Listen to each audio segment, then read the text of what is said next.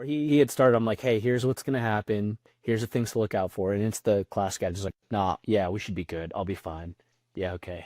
Fast forward a couple weeks. Yeah, it's not that bad. Like, just can't wait to get to flying. Like, I feel like it's gonna be a lot better. I'm like, word. Get to the fly and it's just like again that month three slump. Just like I don't know what to do. I just got to keep on going. Know, you show up and you're like, I'm gonna DG the absolute shit out of this course, bro. Oh And yeah, DG or don't come home. yeah, bro. Period. You know. You get 2 months in, you're like, if I make it, it's a win, bro.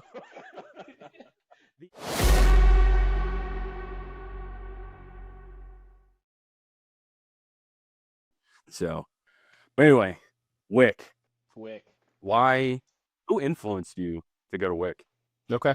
So biggest influence for so that's not really a one person kind of deal, Mhm. right? So we're the compilation of people that influence us throughout the years. But my first exposure to it, and this is great because I've told this person this. This was I've told this person these details probably in the last 2 years.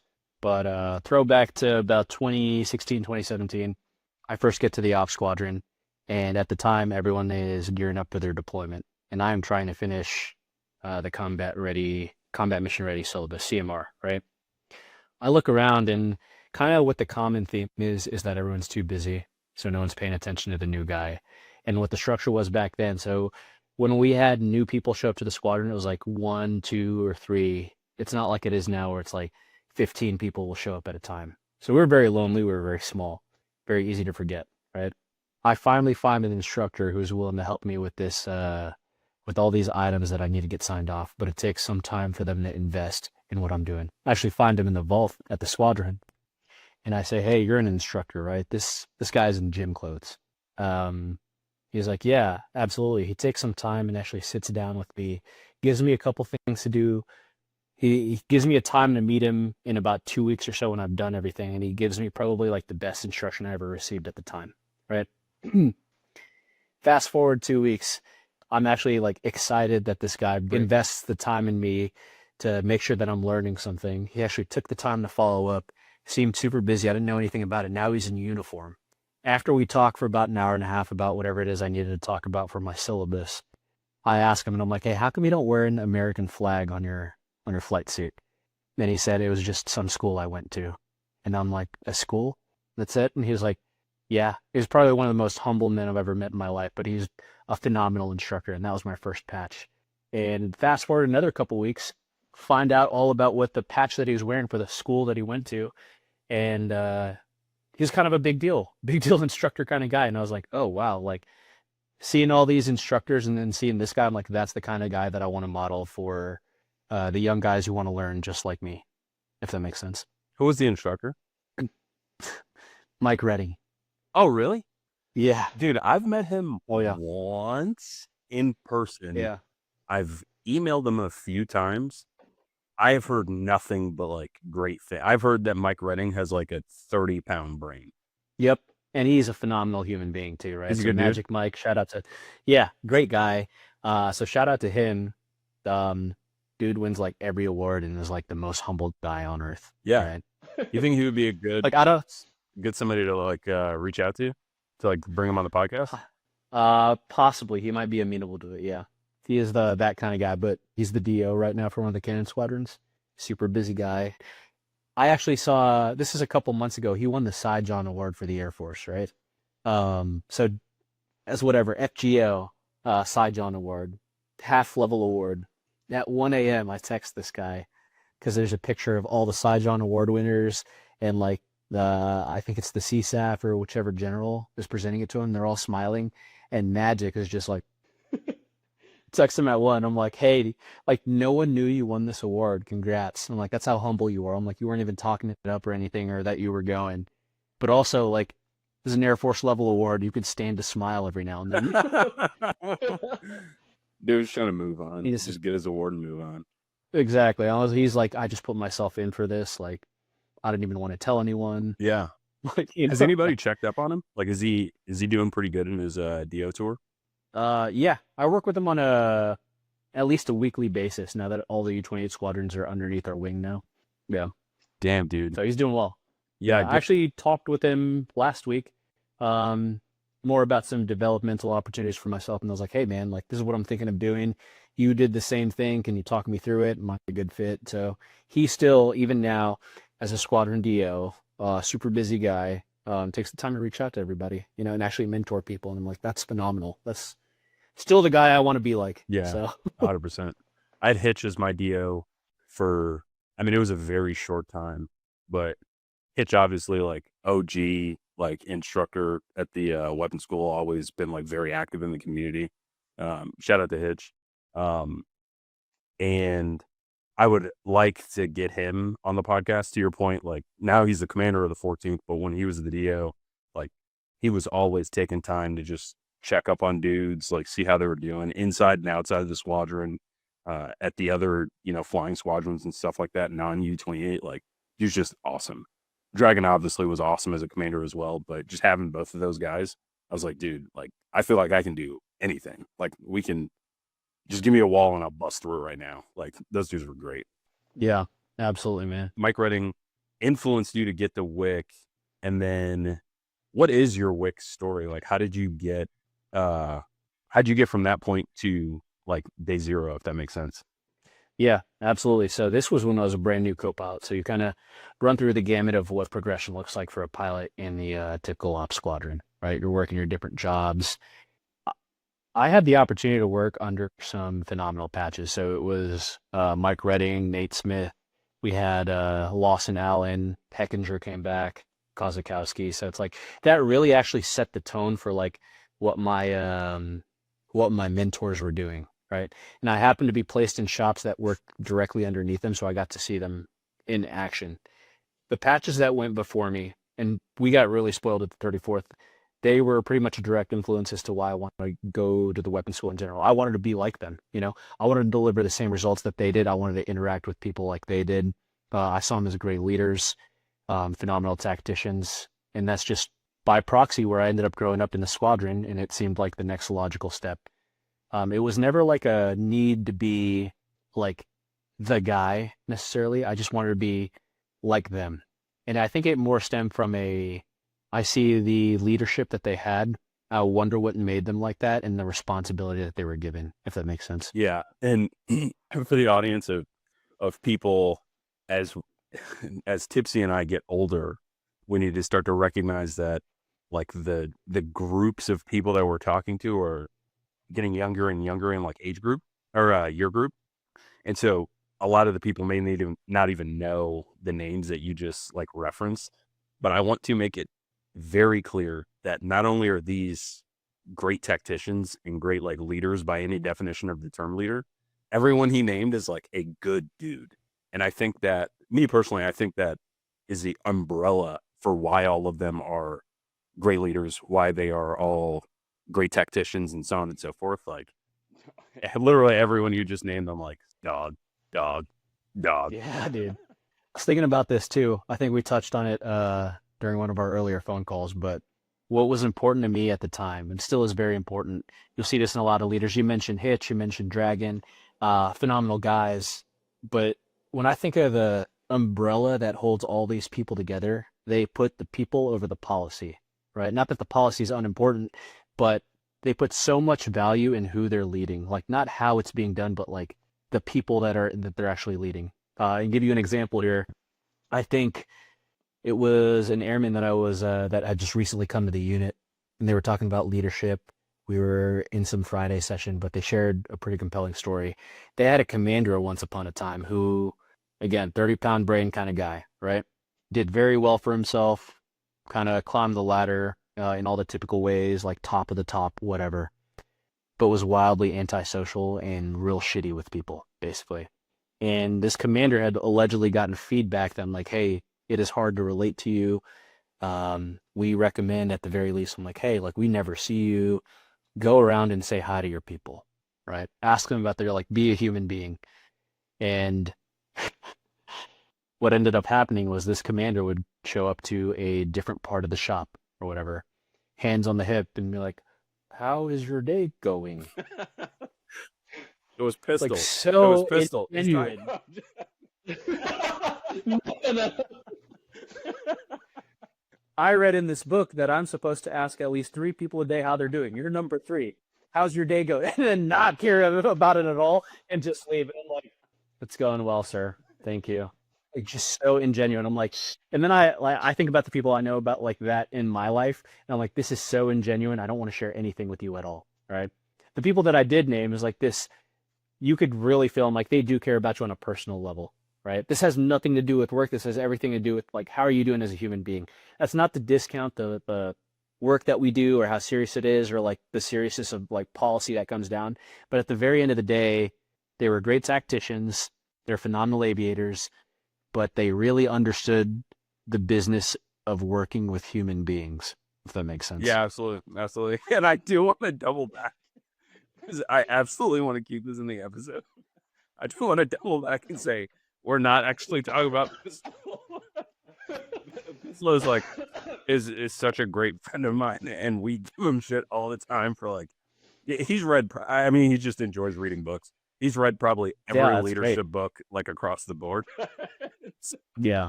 And so when he applies a framework or method from the book, which I think people should be doing that, it's just funny. No, that's great though. Nothing against the reading at all. I'm like avid reader. It is a perspective to pick that up from a book. You know, also like shout out to Pistol. Yes, you're dogging on him a little bit. Shout out to Pistol and Jordan because she said I didn't shout her out last time. So, Pistol and Jordan, congrats on the new adventures. Hope you're doing well.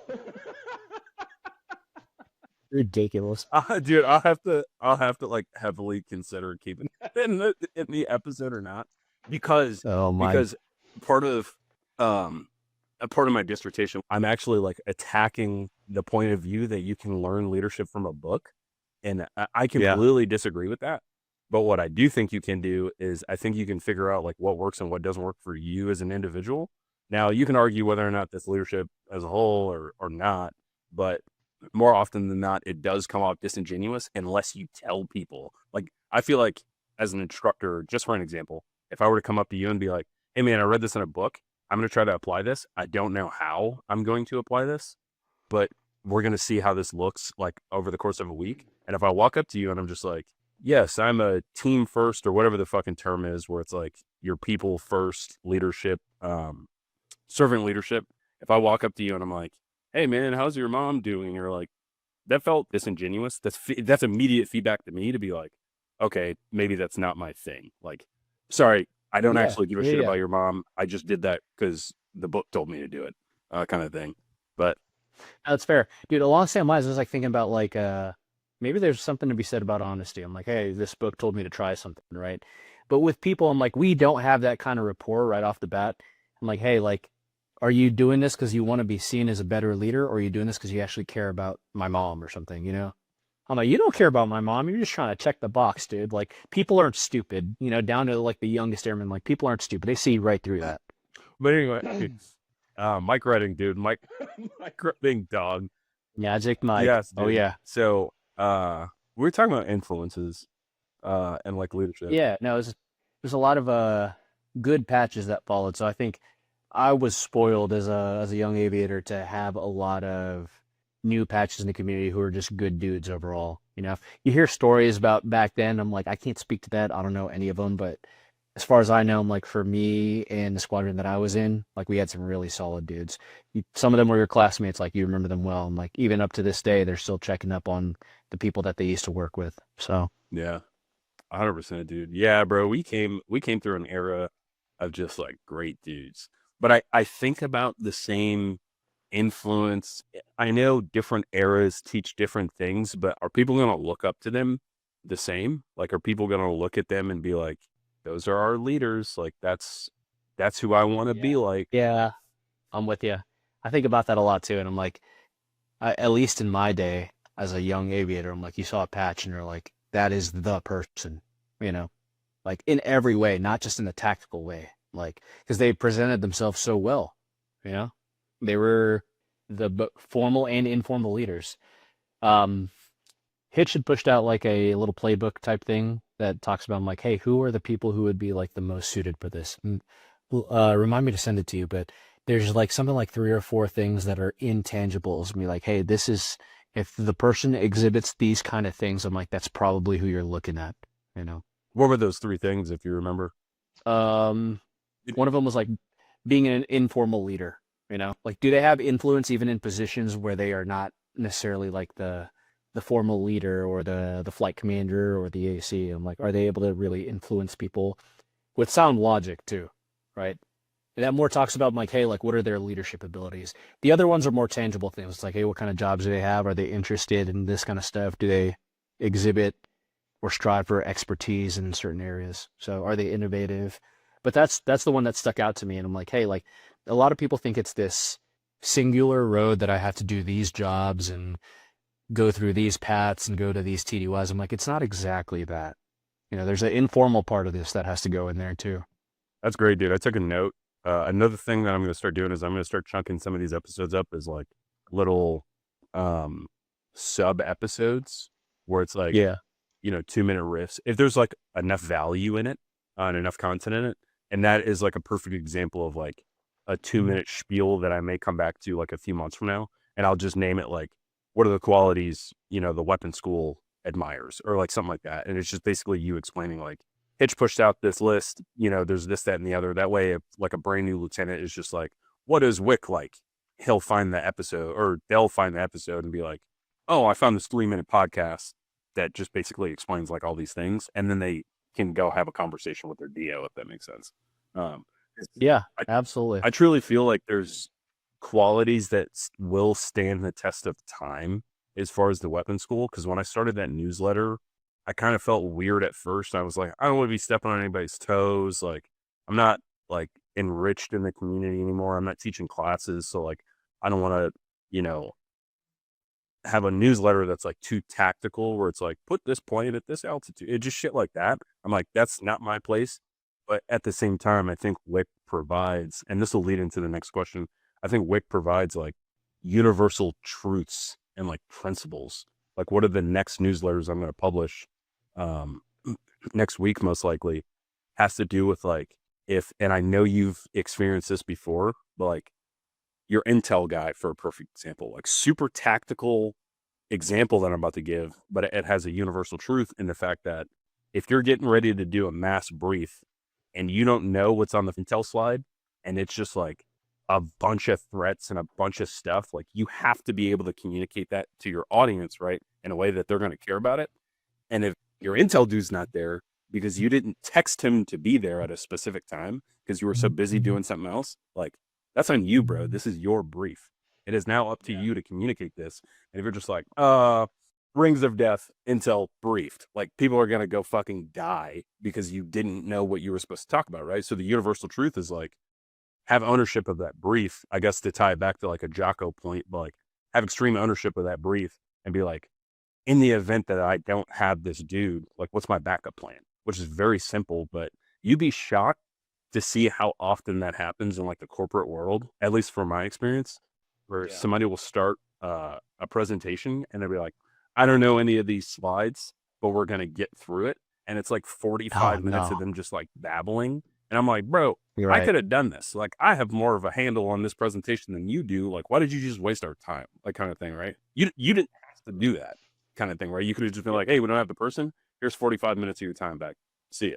Like, kind of thing, right? So, all that to say, what is an experience that you've had where you learned a universal truth? Where I've learned a universal truth. Oh man. I'm trying to think of the universal truths I know to begin with, to be honest. Yeah, yeah. Like what's a universal truth, I suppose? A universal truth would be so I shouldn't have said universal truth. What I'm more looking at is, so for the newsletter, that is what I was talking about, was universal truths. And I'll explain that here in a second. What I more so meant to ask you is like life philosophy, like anything you showed up to WIC and it like reinforced or gave you a new perspective on something that you're like, this is how I see the world. And like, this is how I'm going to go act against X, Y, and Z thing.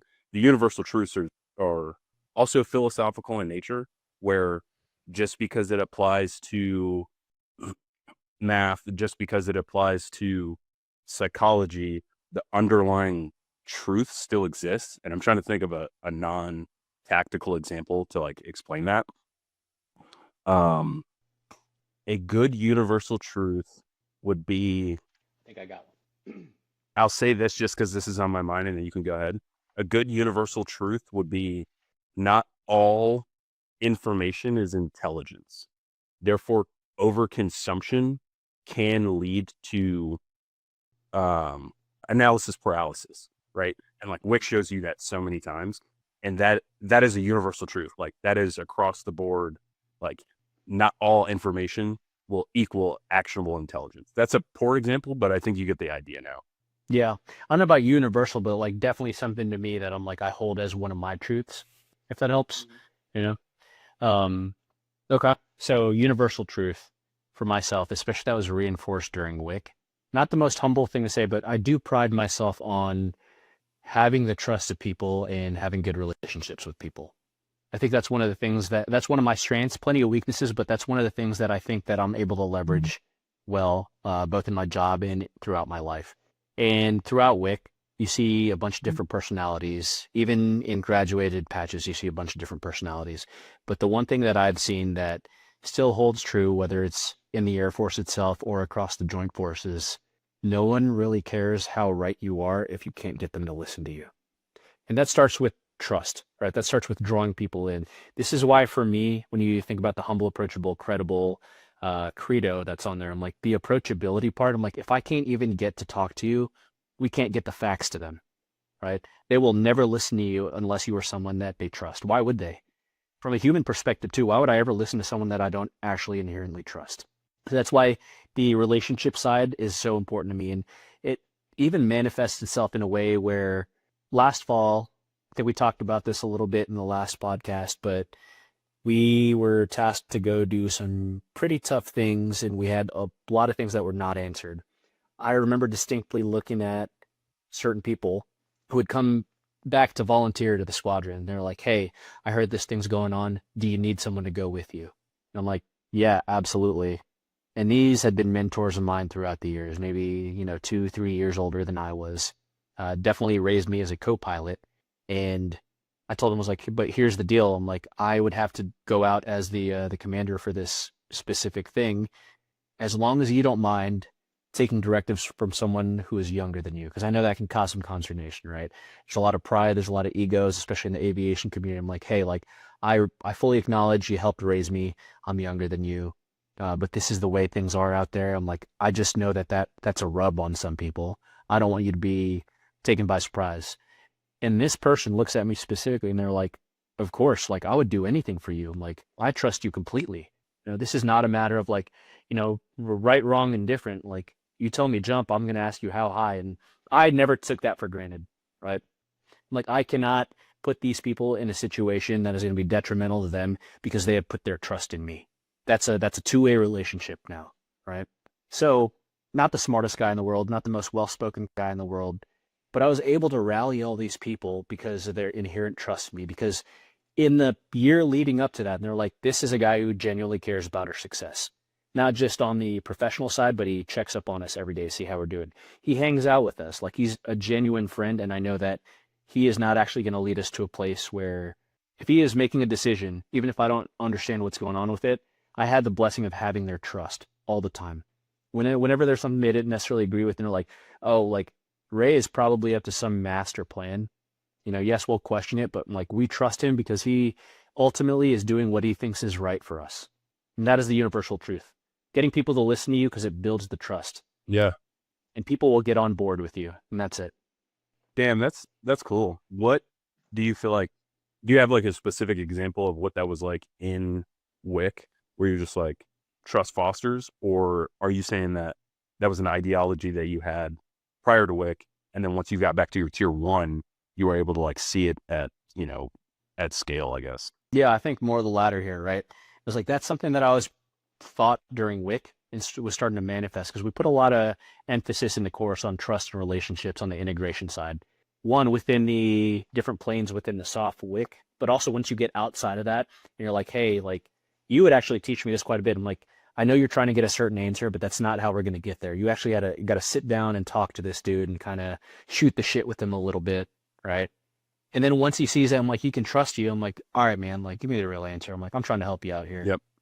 how long is it actually going to take you to clear this building? Yeah. Like, I know what the business answer is. I'm like, how long is it actually going to take, man? And once you break down those barriers, like you start disarming people who put up these walls up against you, I'm like, it's great. When I was a young AC, a very important role model of mine at the time, he goes by Macho. I had flown my first aircraft commander ride with him. And when I talk about phenomenal role models, that's when I showed up. It was 20 Alpha. Yo, shout out And 20 Alpha, dude. shout out 20 Alpha, right? I knew that was gonna Hold be on, was hold gonna on, be hold pretty on. important there. I'm sorry. This is a very important story about Macho, but Absolutely. I have to show this. For 20 Alpha. Oh, I love this photo. I love this photo. This phenomenal photo. That's just funny, dude. Shout out 20 Alpha. Yeah, great class all around too. Okay. All right. Yeah. Sorry. Go ahead. Anyway, Yeah. Rest in peace, Macho. yeah, Absolute dog. yeah, rest in peace, Macho. Yeah, but shout out to Macho. So back this up, 20 Alpha. Everyone knows what was going on in 2020, height of COVID. I was actually finishing up my aircraft commander upgrade and was supposed to go deploy on a back half, right? The deployment not only gets extended, but they turn off all the halftime deployments. I was actually supposed to rip out, shout out Pistol. I was supposed to rip out Pistol. But no, I stayed home instead. Finish up Mac, and the whole COVID thing happened. So we were barely flying. It's min personnel only, or sorry, mission essential personnel only. I am finishing up a workout, and I get a call from our ops desk. Like, hey, Ray, are you available to fly? I know you're not scheduled to, but you are literally the only one available, and you're the last one we're calling, right? I had not flown an aircraft commander ride at this point yet. And I answer the phone, big, bad, brand new aircraft commander Ray was like, yeah, but tell everybody I'm showing up literally right to the brief, and they need to have everything ready by the time I walk in. And the guy on the phone is like, yeah, that sounds great, Ray. I will let them know. And I was like, wait. Before you hang up, who's on the crew? And he says, the weapons school. I'm like, oh. No. Boo. So, boo. I'm out here trying to be a big dog, and I'm like, it's the weapons school. I'm like, oh. Anyway, I show up there, and I'm like, oh, okay. And Macho is the one who greets me. And it's your class, 20 Alpha, shout out. And he is just roasting you guys, right? He's trying to tell you how to teach me how to do pilot stuff and all these things that I've never heard of before. And I'm like, I graduated yesterday, Macho, like from aircraft commander school. Like, I don't know what any of this is. But he's like, no. You are literally the perfect audience for these kids to teach something. Wait, I'm sorry. Hold on. What vol was this? This was Mobile. Was this CM? Yes. Oh, yeah, it would have had to have been. I'm sorry. Yeah. Before you continue, bro, this is a core memory for me. This is a absolute core memory for me, because if it's the Mobile mission, I don't want to give anything away of like what we're gonna go do, but part of the mission, Macho was trying to get me to learn how to teach. I'll just let you finish the story. I'll cut like some of that part out, but yeah, go ahead, finish the story, and then I'll tell it from my perspective. No, that's fine. So I show up, and Macho pulls me in, and he's telling me about you are literally the perfect audience for this. I'm like, hey, I don't know any of this weapons school stuff. I was gone for half the planning day. I don't even really know what the mission is. And he's like asking me all these pointed questions, like, how do you put the aircraft on orbit and this and that? And I was like, what? And he was like, no, I don't need an answer from you, Ray. I'm like, congratulations, you finished yesterday. He looked at you, and he was like, how does he do this? And you looked at me, and I'm like, I have no idea. He looked at you and Larry, and was like, teach him how to do this. And it's just like, whoa. But that's kind of what WIC is like, right? You challenge yourself, you try to teach whoever you can, you kind of learn their craft a little bit. We get to the plane, and there are just so many things wrong with both the mission and the airplane. Macho is the co-pilot. I'm the aircraft commander, and there are just so many things wrong with the airplane, like stuff that you don't learn in the schoolhouse, or you don't really know unless you've actually experienced it. And I barely remember anything. Red flash is a pain, maybe, but we land back at Hurlburt. Macho's yelling at me. He's a nice enough guy, but he's very intense, right? He's a great instructor. He's yelling at me. He's doing all these things. We land, we shut down the aircraft, and I am super defeated, right? I'm like, I don't know any of that stuff. And as soon as we shut down, everyone gets out of the airplane. Me and Macho are just sitting in the seats, and I'm just quiet. It's nighttime. I'm like putting step away, like little little look like someone kicked my dog. Like it's very quiet. I'm like, man, okay. He looks at me. He's like, you should consider applying to the weapons school when you're an instructor. And I'm like, in what world did this sortie make you think that I would be good enough to go to the weapons school?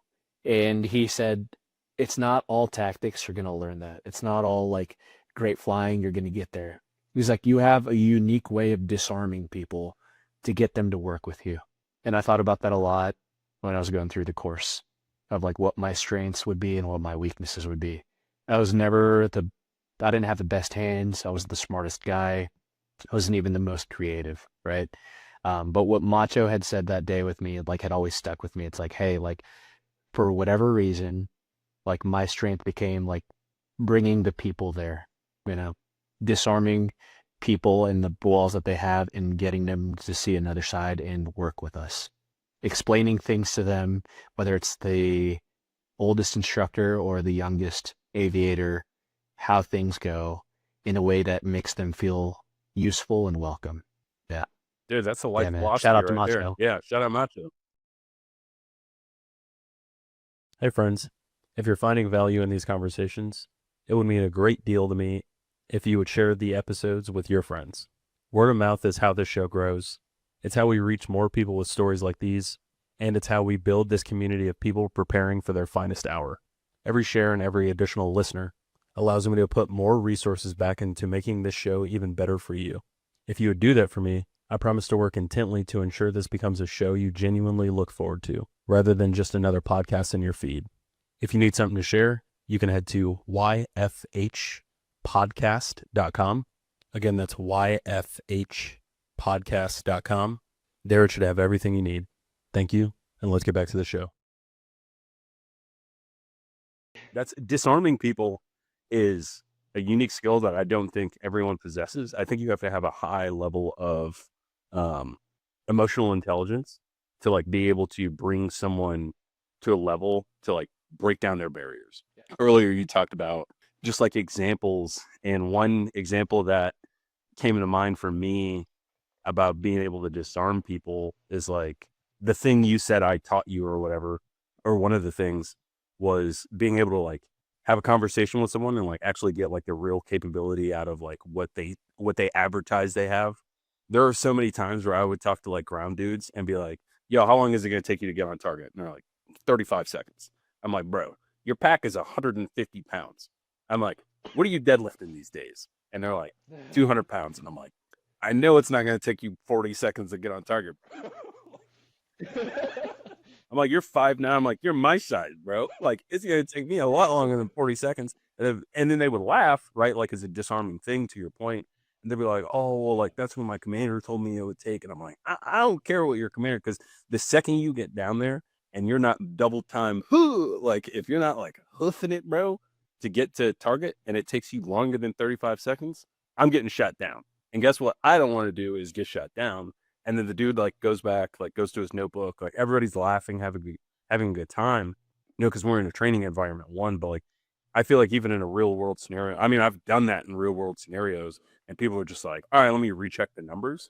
But like, it's in a way that it's not like, hey man, that's bullshit. Like, I know you're lying, like kind of thing. I'm just like, come on, bro. I'm like, put me on your back and let's go run for 20 seconds and see how far like, I think the tough thing, man, for me, and I'm trying to balance this, right? Is being that disarming personality and being like the fun guy, the bro, whatever it is, but still upholding the standard, right? That's the rules we live by. So it's kind of tough, at least in the flying sense, like to immediately translate that to like, hey, I'm being fun. I'm trying to show you I'm on your team, but I still need to like hold your feet to the fire a little bit. Absolutely. If it makes sense. There's some key phrases that I use sometimes when I fly. I've been called out for this now. For example, right? So disarming people and like holding feet to the fire. I was flying last week, and there was a brand new co-pilot that I was flying with. and he did something in the plane that was a little more on the egregious side, not unrecoverable, but egregious, right? And I had like snapped at him like suddenly, and I was like, "Don't do that! Like, do this, and that, right?" And you see him kind of shut down a little bit, and I was like, "Oh man, like we're at the beginning of the flight. I got to bring this guy back. I still need him to be excited about what we're gonna do. Yes, like I need him to understand like why that was bad, but I also didn't need to do that to him, right?" I look back at him like, "Hey, I was very stern about that. I'm telling you, you don't do this, and that because it'll lead to like something breaking or, us being in an airspace we're not supposed to be in or whatever it might be." And he's like, "Okay, sir, I understand." I'm like, "Ask me how I know." Make it relatable a little bit, right? So in his mind, he's like, "Ask me how I know, co-pilot." And he looks at me like kind of with a grin. He's like, "Is it because you've done it before?" And I look back at him. I'm like, "Absolutely not. I'm a perfect pilot. I'd never do that." But just the break in humor there. Yes, obviously I've made mistakes before, but the break in humor there, he's like, "Okay, he's enforcing it, but he's like trying to bring me back. 100%. I'm a perfect pilot. We What do you killed Bin mean?" Laden, bro. We don't make mistakes. But you get what I'm Yeah, saying, right? 100%. Like, 100%. Bro, high emotional intelligence plus humor, I genuinely think that is like a fundamental, like, you can sit here and say, you know, to be a great leader, you need all these like skills and like, you open up the IPE. I used to like reference the mission commander traits or like characteristics in the IPE, and it's like, you look at the chart and it's a good chart, but it's like, what am I supposed to do with that? Like, am I supposed to just collect character traits like Pokemon cards and be like, oh man, I'm, this, that, and the other? Like, be a good person, prioritize your people, and like, just be honest, bro. Like, if you don't have that dog in you, like, don't act like you have that dog in you because people are going to see through that. They're going to be like, this dude's a fucking wimp, like, kind of thing, right? yeah, And if you're just like, yeah, you have to follow my orders because I'm in a, like, it that's not how it works. Yeah. So, and also don't take life too seriously. Like, it just laugh, Um, yeah. just carrying on what you were saying. Yeah, that shit's funny, dude. That shit's funny. Like, this is where I'm hoping this starts to continue to go. Cause like, this is Yeah. just so fun. It doesn't feel like an interview. Like, we're just like kind of hanging out, like, kind of thing.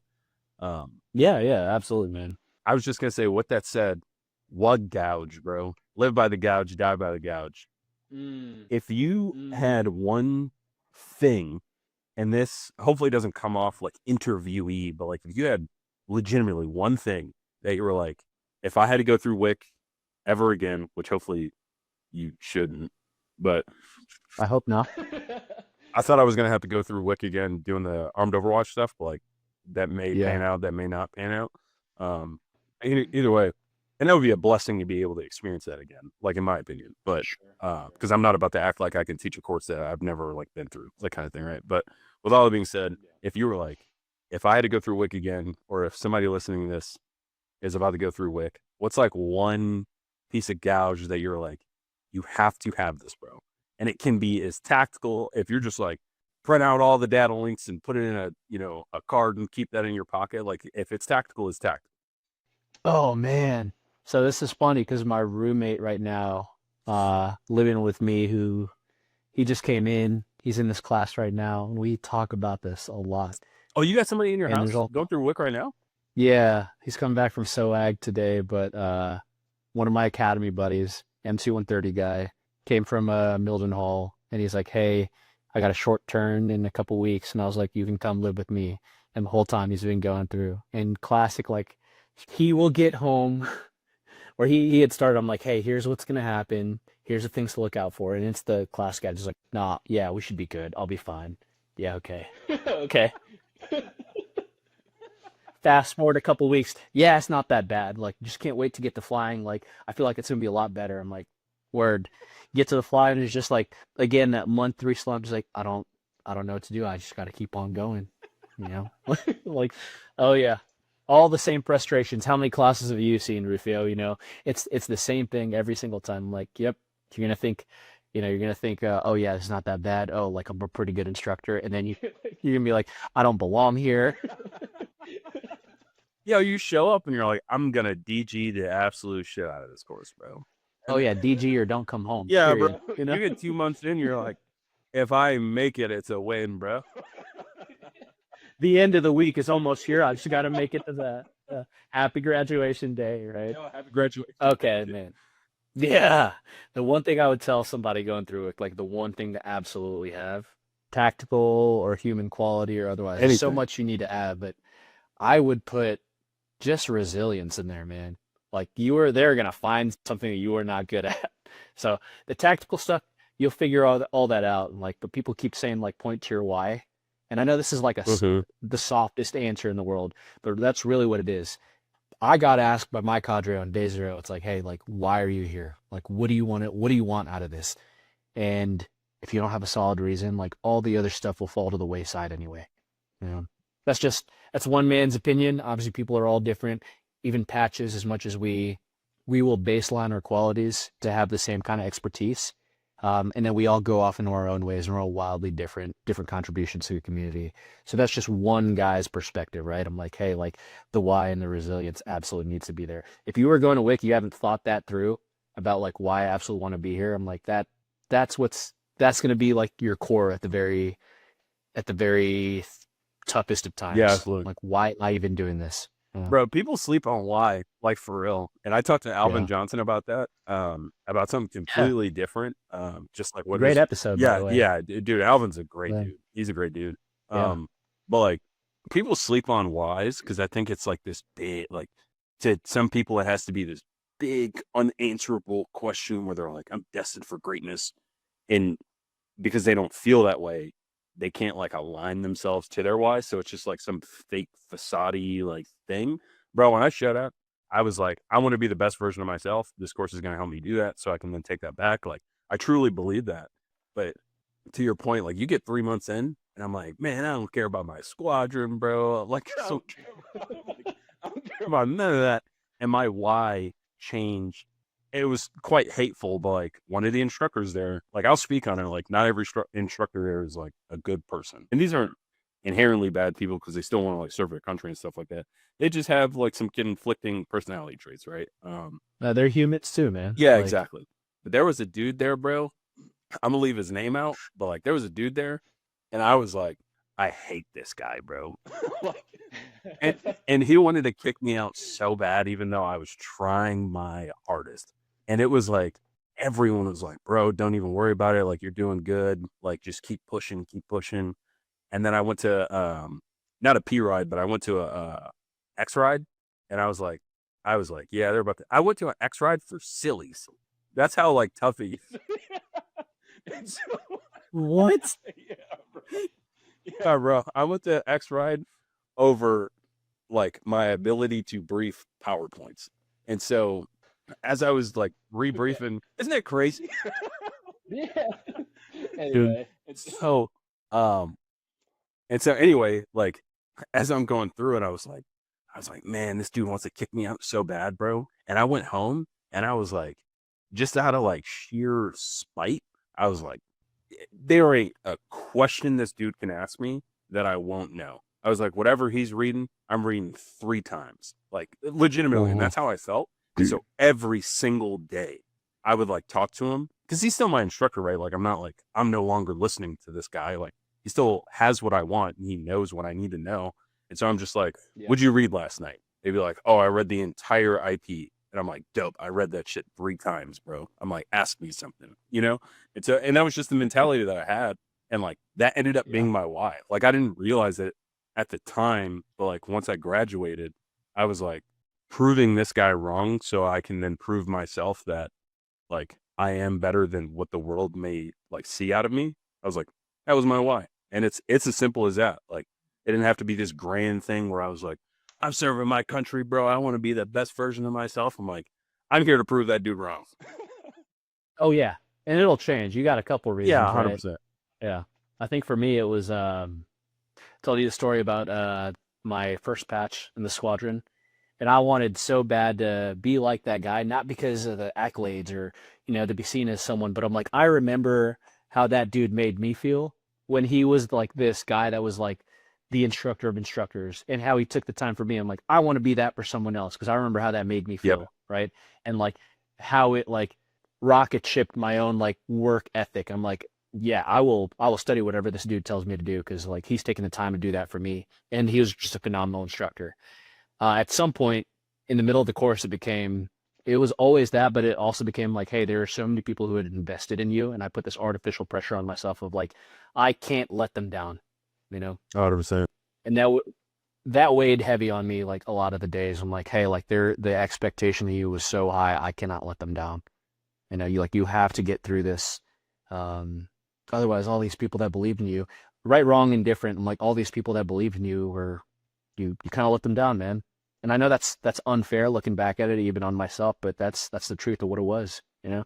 That's how you got to feel sometimes, bro. I mean, I completely agree with you. And Yeah. then, Again, right, wrong, and different. I'm like, it got me through. yeah, You that's what I'm know? saying. Yeah. Yes. Yes. I'm trying to think of some other just like dumb, goofy reasons. Yeah. So to roll all that up, if you could take away one thing under the umbrella of resilience, it sounds like truly like knowing your why of like how to get through the week, how to get through the month, how to even get through just the sortie, and your why being greater than whatever feedback the instructors are going to give you because they are going to give you feedback. Is that true? Oh yeah. Oh, Yeah. absolutely. Yeah. That's one of the many. And then so one, Hmm. but two, I'm like, you're not alone. Period. So as the infamous class of one, right? I felt very lonely a lot of the times, but you are not. There's so many people like on that same line of like, hey, I can't let these people down. Like so many people supported me. I'm like, indeed they did. Indeed they do. I know you feel alone. You were not. There's so many people who are like rooting for you, investing in success, who are just going to help you. You just need to ask them, even if it doesn't seem like it, even if it's an instructor you don't agree with, which every every WUG going through has that one instructor. You know what I mean? They got that one. So the one that they don't agree with is what I'm saying. Yeah. Oh yeah. Yeah. Yeah. What's one thing you kept messing up on the grade sheet and you're like, bro, I cannot mess this up again. Okay. Yeah, the overall grade probably. I Yo, think, you get a and one, you get a zero, you get a one. You're like, yeah, I was probably the most consistent weapons school student, and the fact that I consistently failed all the time. yeah. Uh, and I know that was something I continually brought up because it started to weigh on me a little bit. I would tell Worm this too, and I think Poppy, two of my instructors, but I was like, yeah, I keep failing. Like, don't worry about it. I'm like, no, like I've looked through the grade sheets. No one has failed more than I have. So that was the one consistent thing. One, the overall grade. I think a lot of it might have been. I'm thinking you were gonna be like, oh, weapons officership, or like, tact.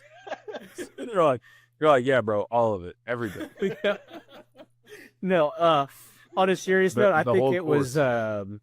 I obviously don't have the grade sheets in front of me. I kind of tucked that back into repressed memories and all this stuff. I think that's probably along the lines of like being a mission commander for the entire package. Mission commander or MPC chief, right?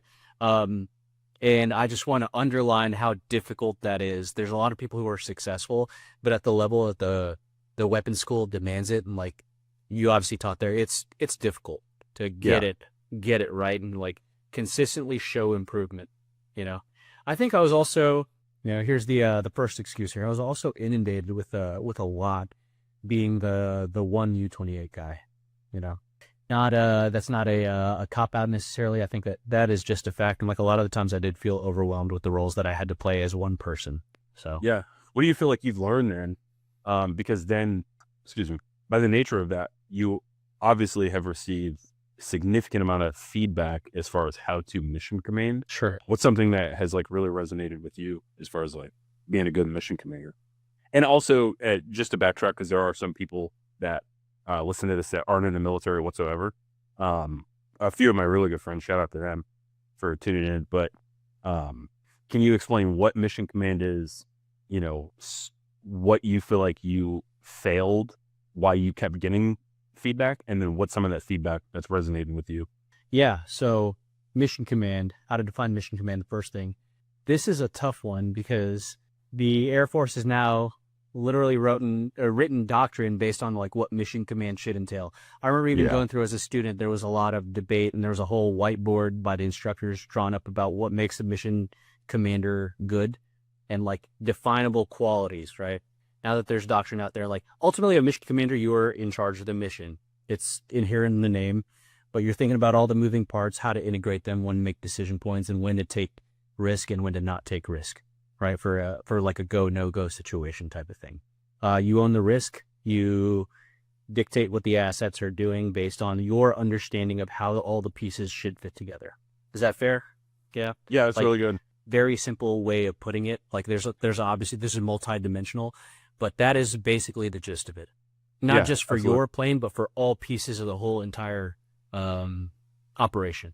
And the things that I learned, especially during the course, you are bogged down with so much information and so many moving parts that when you look to someone to accomplish something, you have to be very clear and succinct about what you are asking them to do and kind of outline it for them, right? So I think that's the feedback that I started taking, just because there's so much information that goes in to planning some of these weapon school missions. That my squadron at the time was around the world. So not only was I the class of one, but a lot of my friends were gone. So the squadron that I was going to, they were the ones who were supporting with the different aircrew positions in the U-28. I didn't know any of them, and a lot of them were young, inexperienced young aviators. Feedback that I got was like, hey, like they just don't know what to do, not by any fault of their own, but there's so much information when you come in. I think of young aircraft commander Rey showing up for his first AC ride in the U-28 at the weapons school, and I was like, I don't know out of these 300 things what I should focus on. So how that kind of tailored my approach, I would look at someone in the eye during the brief before the flight, where we're trying to all get on the same page. Now I'd look at a co-pilot, for example, and I'm like, hey, during this phase, I need you to do these 3 things. I need you to put your sensor here. I need you to fly the plane this way, and I need you to make this radio call if this specific event happens. And they're like, yeah, but what about all the other stuff? And this, I was like, hey, I'm the mission commander for this. You let me worry about the integration piece and how it fits together. I need you to do these 3 things and we're going to win. Okay? These 3 things. Like, yeah, well, what about that? I'm like, 3 things, dude. 3 things. If you can do these 3 things, I promise you'll be successful. So I think it's the clear definition of like what you expect from people, right? And then within what bounds. So, hey, this is what I want to achieve. This is how I expect you to do it on a tactical level. Obviously, that changes with the levels. And then here are the restrictions left and right for how to do that. If you can stay within all those bounds, we have won. You have won. I think as I started to work outside of the weapons school post-graduation, that was something that I was pulled from whoever was leading me. And I'm like, hey, what exactly are you looking for? What do you want? What can I do? What am I not allowed to do? I think I understand what you want me to do. Let me go and do that within the bounds of what you gave me. Absolutely. Yeah, and just to for my buddies that are like listening and stuff like that, Ray gave a phenomenal example as well. But just to like re-solidify it, just imagine if I am the commander and Ray is the mission commander. I'm like the commander above him. Basically, he's going and executing my intent. It's literally called commander's intent. And so if I were to go to Ray and I'm like, I need you to go pick up these hostages for a very unique example. I need you to go pick up these hostages, ensure that there are no casualties, to include the hostages, and try to maintain, if we're doing it in a country where they don't want, like bombs and stuff like that dropped, like ensure we don't lose that by you dropping bombs. Now that's, even in that intent, there's some like specified things. This is how we broke it down in the school. There's specified and implied tasks. There are specified things that I quite literally like told you to go do, which is to ensure that the hostages don't get killed. And then there's other things that I implied of like try not to drop bombs and like keep us out of this country. Now, Ray, as the mission commander, I give him my intent. He now then has to go execute that. And so he has to be a part of all the planning. He has to be a part of all the logistics, literally everything. But his job then is to go teach, let's use Jamie for an example. His job then is to go teach a random person that shows up that could be 18 to 35 years old and has all these different jobs. Like, she could be a intelligence officer, for a perfect example, and be like, I don't know where my part of this mission is. And Ray has to then go communicate to her how to then get her team to execute my intent, if that makes sense. So very long and drawn out, but basically he I almost called it like a project manager now that I'm like a quote unquote like civilian or whatever. But like, Yeah. he basically is just getting A to C, and B is his domain of making sure everything that I asked him to do, I ordered him, I guess, in this case to go do, actually gets done under the context that I require him to go do that.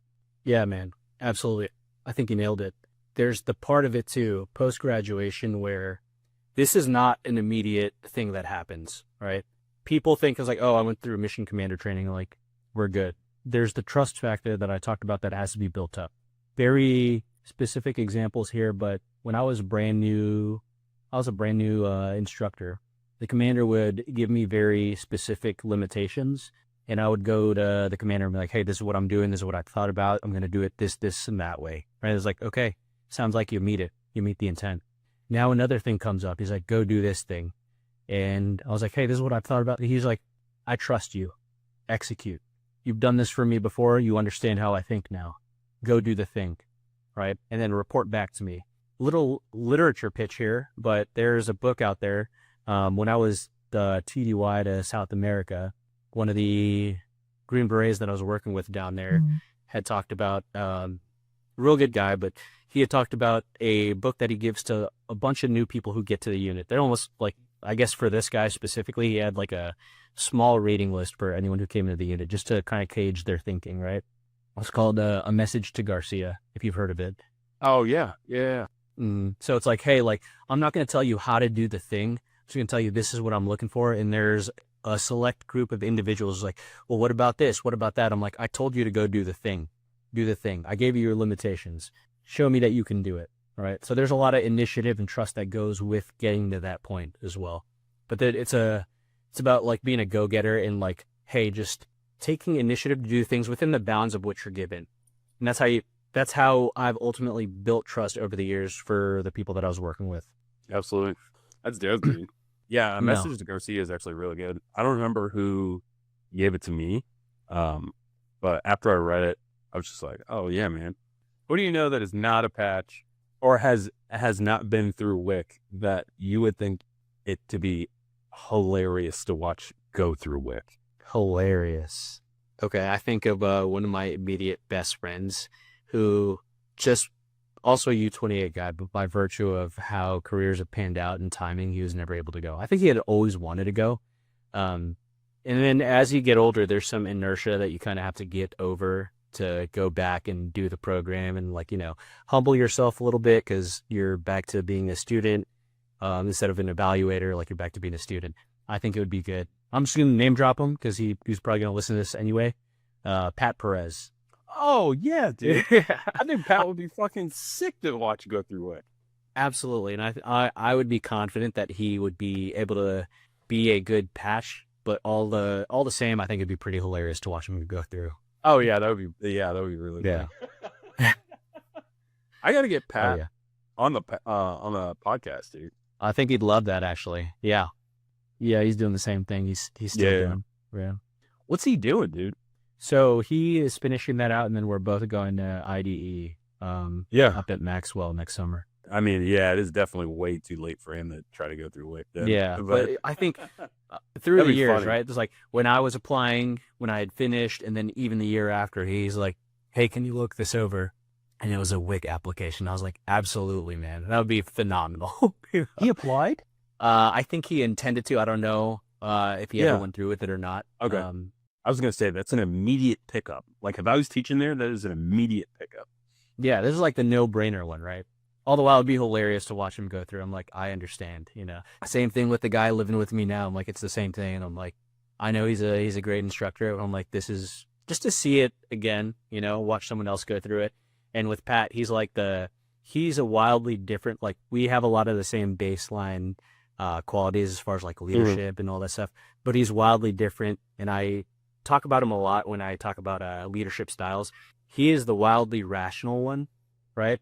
And I am the emotional one. So it's like a leader of like reason and all that stuff. And like, for me, I'm like very more based on like the person and the emotion kind of thing. And like that type of thing, if that makes sense. So he is the good balance to the other side of like, I could probably strive to be like him a little more in some one of the instructors, when you were over there at the weapons school, I was telling them the same thing. He's like, hey, are you going to come teach here? And I was like, I don't think I am the same caliber as all y'all are, like the blackboarders, right? He's like, what do you mean? Like, that's ridiculous. I'm like, well, I'm not smart like you. I'm like, I'm not a mad genius like you. And I think you know what I'm talking about, right? I'm not planning like. No, I actually have no idea. Well, basically, it's like, I was like, I'm not as like, I don't have the calculating power that your brains have, right? I don't know how to do this kind of stuff. I'm not the same caliber as you. And he's like, no, I think we all have the same baseline skills and understanding. And then we all branch off in our own different specialties, right? Yes. He's like, Yep. and he's speaking about himself. He's like, I'm very good at this very calculated thing and with details and that.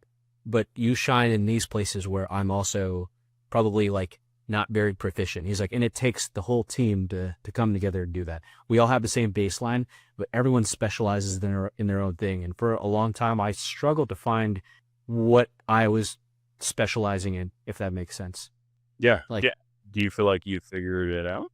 Yeah, I think it's rallying the people. Yeah, and that's such an intangible thing. No, but like that's and I say no, not in disagreement, but I think part of the newsletter description actually says like I try to teach the intangible lessons from WIC and apply them in tangible ways that people can be like, I can apply that, like kind of thing, right?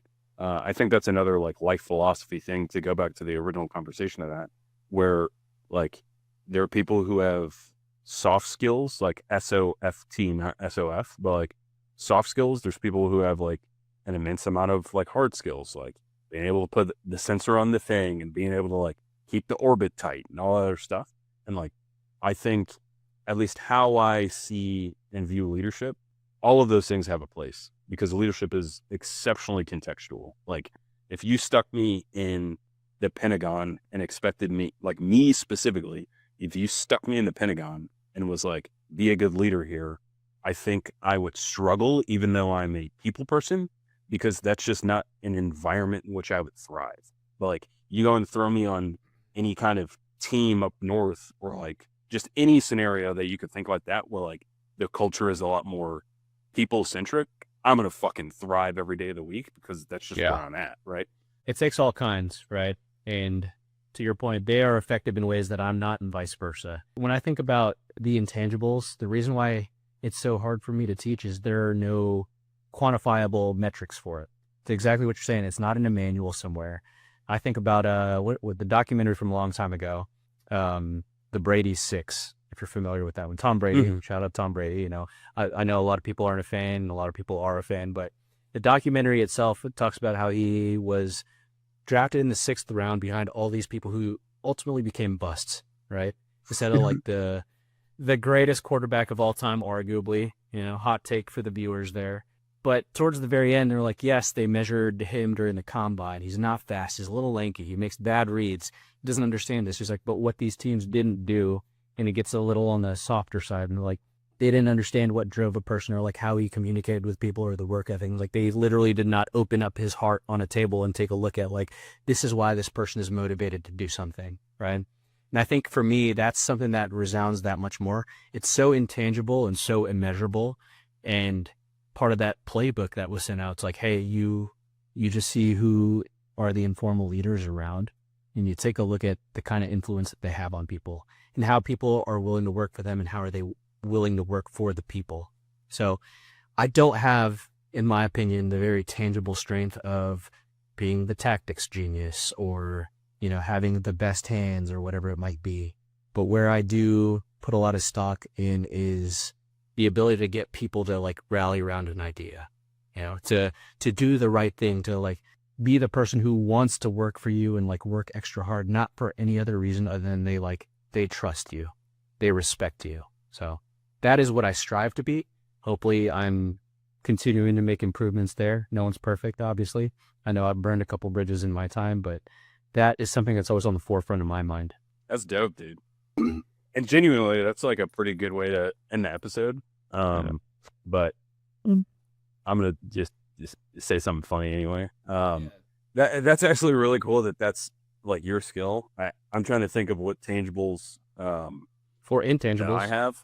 And Yeah, I would like to think that I train more intangible than tangible. Just because again, I try not to like just focus too much on like, I'm resilient, like just like things that put me in a container, if that makes sense. Sure.